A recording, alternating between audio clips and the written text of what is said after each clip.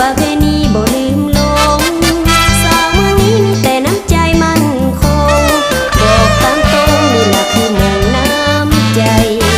บ่าวผู้ใดสนใจมาแวะมาเบิ่งของแท้เพิ่นดีๆมีพอได้แต่ระวังอย่าเป็นคนหลายใจหากสาวบ้านใดก็ปักใจบ้านนั้นน้องเป็นสาวสารวันบอกข่าวว่าสาวแดนนี้ยินดีแบ่งปันขอแต่อายที่ประเพณีสำคัญมาอยู่ด้วยกันจะได้แนวพันสมใจ